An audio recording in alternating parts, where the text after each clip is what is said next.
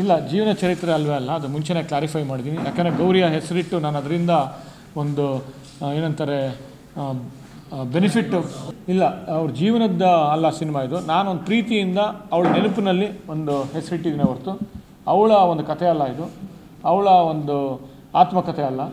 ಆದರೆ ಅವಳ ಒಂದು ಪ್ರೀತಿಯಿಂದ ಅವಳು ಒಂದು ಡೆಡಿಕೇಟ್ ಮಾಡಿ ಅವಳಿಗೊಂದು ಗೌರಿ ಅಂತ ಹೆಸರಿಟ್ಟಿದ್ದೀನಿ. ಈಗ ಗೌರಿ ಅಂತ ಪಾತ್ರ ಇದೆ ಮತ್ತು ಒಂದು ನಿಜ ಘಟನೆಗಳನ್ನ ಇಟ್ಕೊಂಡು ಸ್ಫೂರ್ತಿ ಪಡೆದು ಮಾಡ್ತಾರೆ ಆ ಸಿನಿಮಾ. ನೀವು ನೋಡಿದ್ರೆ ಗೊತ್ತಾಗುತ್ತೆ, ಒಂದು ಅದ್ಭುತವಾಗಿ ಮೂಡಿ ಬಂದಿದೆ, ಒಂದು ಒಳ್ಳೆಯ ಮೆಸೇಜ್ ಇದೆ, ಒಂದು ಸೂಚನೆ ಇದೆ.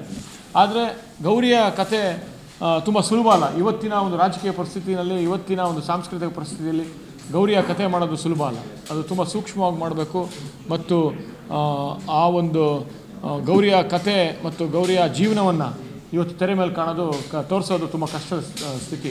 ಮತ್ತು ನಾನೊಬ್ಬ ತಮ್ಮನಾಗಿ ಅವಳನ್ನು ನಾನು ನೋಡಿರೋ ರೀತಿಯೇ ಬೇರೆ.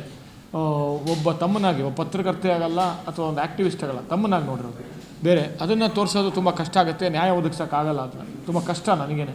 ಯಾಕೆ ಅಂತಂದರೆ ಹಲವಾರು ಅದು ವಿಷಯಗಳು ಹೊರಗೆ ಬರುತ್ತೆ. ನಾನು ಒಬ್ಬ ಅಕ್ಕನಾಗಿ ತೋರಿಸ್ಬೋದೇ ಹೊರತು ಒಂದು ಪತ್ರಕರ್ತೆಯಾಗಿ ಅಥವಾ ಒಂದು ಆ್ಯಕ್ಟಿವಿಸ್ಟಾಗಿ ತೋರಿಸೋದು ತುಂಬ ಕಷ್ಟ ಇದೆ ನನಗೆ ವೈಯಕ್ತಿಕವಾಗಿ. ಸೊ ಈ ರೀತಿಯಲ್ಲಿ ಅವಳು ಒಂದು ಅಕ್ಕನಾಗಿ, ತಾಯಿಯಾಗಿ ನಾನು ಅವಳನ್ನು ನೆನೆಸ್ಕೊಂಡು ಅವಳ ನೆನಪಿನಲ್ಲಿ ಒಂದು ಅವಳ ಹೆಸರಿಟ್ಟಿದ್ದೀನಿ ಹೊರತು ನಾನು ಮುಂಚಿನೇ ಹೇಳಿದ್ದೀನಿ, ಮುಹೂರ್ತದಲ್ಲೇ ಹೇಳಿದೆ, ಇದು ಗೌರಿಯ ಕಥೆ ಅಲ್ಲ. ಇದು ನಾನು ಯಾವುದೇ ರೀತಿಯಲ್ಲಿ ಅವಳಿಂದ ಆ ಹೆಸರಿಂದ ನಾನು ಅದನ್ನು ಒಂದು ಗಿಮಿಕ್ ಮಾಡಿ ಬೆನಿಫಿಟ್ ತಗೊಳ್ಳೋಂಥ ಒಂದು ಪರಿಸ್ಥಿತಿ ನಾನು ಯಾವತ್ತೂ ಮಾಡಲ್ಲ.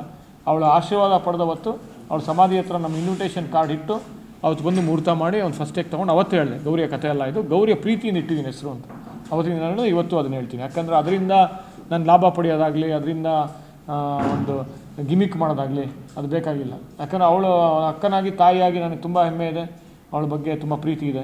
ಅದಕ್ಕೋಸ್ಕರ ಆ ಹೆಸರನ್ನ ಇಟ್ಕೊಂಡು ಅವಳ ನೆನಪಿನಲ್ಲಿ ಹಲವಾರು ಜನ ಮತ್ತೆ ಗೌರಿ ನೆನೆಸ್ಕೊತಾರೆ. ಗೌರಿಯ ಲಂಕೇಶನ್ನ ಒಂದು ಅಕ್ಕನಾಗಿ ನೆನೆಸ್ಕೊತಾರೆ, ಅವಳನ್ನೊಂದು ಸ್ನೇಹಿತೆಯಾಗಿ, ಗೆಳತಿಯಾಗಿ ನೆನೆಸ್ಕೊತಾರೆ. ಸೊ ಈ ರೀತಿಯಲ್ಲಿ ಅವಳ ಮಾಡೋಂಥ ಒಂದು ಕೆಲಸಗಳು ಕೂಡ ಅಷ್ಟೇ. ಅವಳ ಆ್ಯಕ್ಟಿವಿಸಮ್ ಬೇರೆ. ಅದರ ಪತ್ರಕರ್ತೆಯಾಗಿ ಶಿವರಸನ್ ಕತೆ ಅವಳೇ ಅದನ್ನು ಎಕ್ಸ್ಪೋಸ್ ಮಾಡಿದ್ದು. ಸಂಡೇನಲ್ಲಿ ಫಸ್ಟ್ ಶಿವರಸನ್ ಎಲ್ಲಿದ್ದಾನೆ, ಕೋನನ್ ಕುಂಟೆಯಲ್ಲಿ ಇರೋದನ್ನ ಅವಳೇ ಎಕ್ಸ್ಪೋಸ್ ಮಾಡಿ ಅದು ಅವತ್ತಿನ ರಾತ್ರಿ ಎಲ್ಲ ಪೊಲೀಸ್ ಆಮೇಲೆ ಹೋಗಿದ್ದು. ಸಂಡೇನಲ್ಲಿ ಬಂತದ್ದು ಸ್ಟೋರಿ, ಶಿವರಸನ್ ಇಲ್ಲಿ ಬಚ್ಚಿಕೊಂಡಿದ್ದಾನೆ ಅಂತ. ಸೊ ಆ ಥರದ್ದು ಅವಳು ಒಳ್ಳೊಳ್ಳೆ ಕೆಲಸಗಳು ಮಾಡಿದ್ದಾಳೆ, ಪತ್ರಕರ್ತೆಯಾಗಿ ಸಾಕಷ್ಟು ಹೋರಾಟಗಳು ಮಾಡಿದ್ದಾಳೆ. ಸೊ ಈ ರೀತಿಯಲ್ಲಿ ಒಬ್ಬ ಅಕ್ಕನಾಗಿ ನಾನು ನೆನೆಸ್ಕೊಂಡು ಈ ಹೆಸರಿಟ್ಟಿದ್ದೀನಿ.